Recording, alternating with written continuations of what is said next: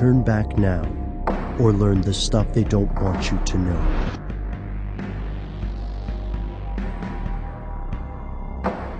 Here are the facts. The United States Civil War began in 1861 with the attack on Fort Sumter and lasted until 1865. Over 600,000 died in one of the bloodiest conflicts in U.S. history.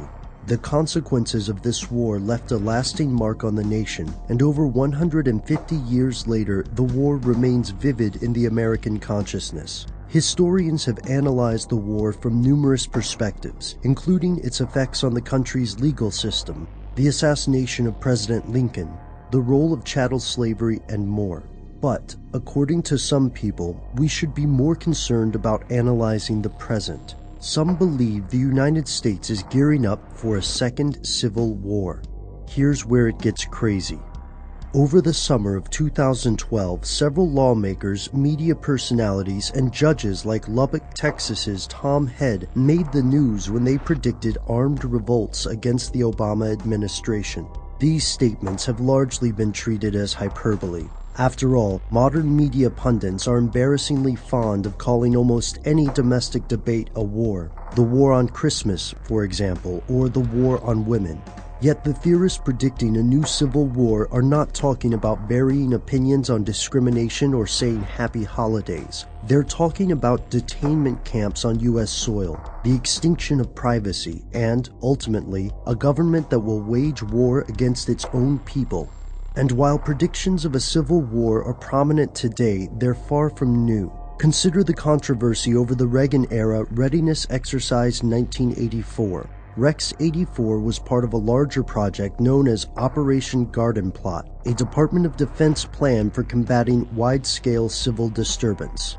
Theorists claim that under Rex 84, numerous detention centers were built in semi-secret locations throughout the United States. Additionally, some theorists claim this was proof that the U.S. was, in fact, preparing to imprison a great deal of its citizens. This theory is closely related to the idea that the United Nations plans to conquer the United States. The UN theory, popular in right-wing conspiracy circles, claims that a shadowy cabal is eroding personal privacy, the right to own firearms, and other aspects of U.S. citizenship with the ultimate goal of abolishing U.S. sovereignty. Operation Garden Plot is not itself a conspiracy theory, and it is true that the U.S. government has kept lists of dissidents. From 1967 to 1971, for example, the FBI kept the Administrative Index, or ADEX list. This list tracked citizens who could be considered a threat to national security. Preparing for a hypothetical unrest and keeping lists of suspicious characters isn't the same as preparing to wage an imminent civil war. But these aren't the only concerns.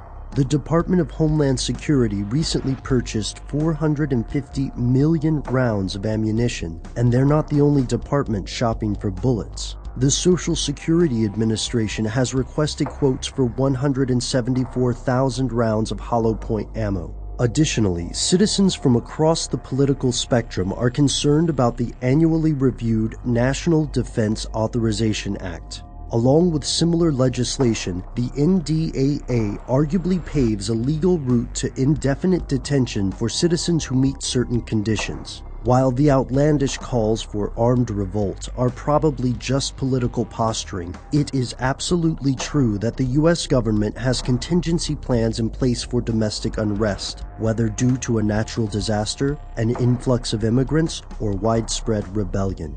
For supporters of these actions, the U.S. is simply taking steps to plan ahead. But for what? According to conspiracy theorists, that's something the government doesn't want you to know. Now this is Washington Times Today. Pentagon studying protesters to prep for mass civil breakdown. They are studying how social movement mobilizes, what starts it in the first place, and their aim is to find when is the tipping point of civil uprisings.